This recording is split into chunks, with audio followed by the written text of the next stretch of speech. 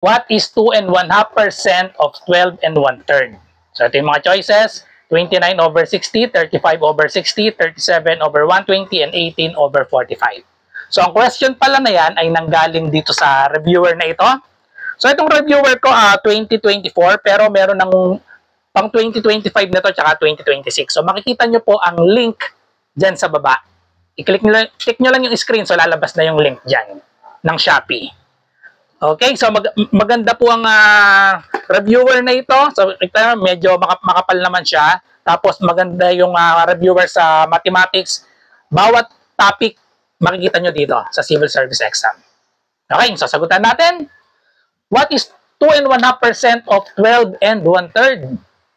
So rectang multiplication lang ito kasi 12.5% of means multiplication. So multiply lang natin 2.5%. So itong percent, ibig sabihin ng percent divided by 100. So pwede natin itong isulat as 2.5.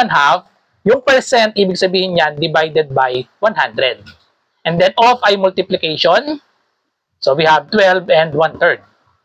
So ang gawin natin, pag nagmo-multiply tayo or nagdi-divide ng fraction, ginagawa muna natin, kapag may mixed number, gagawin nating improper fraction.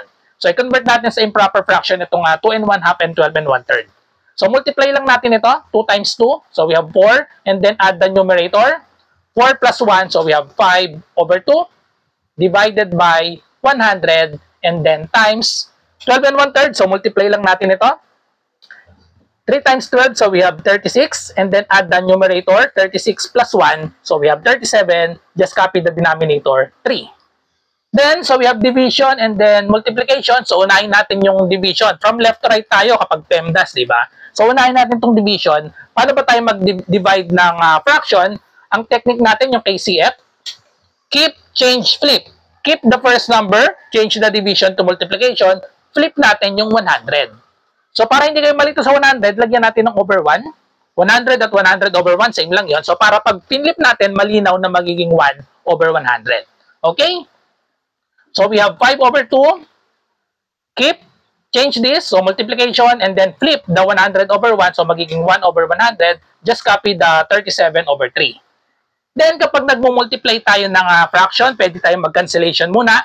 Tingnan lahat ng nasa numerators, 5, 1, and 37. Tingnan kung may makakancel sa denominator. 5 and 100, pwedeng malowest tong 5 at 100, pwedeng malowest term. So, divide both by 5. Divide natin pareha sa 5. So, yung 5, magiging 1 na lang.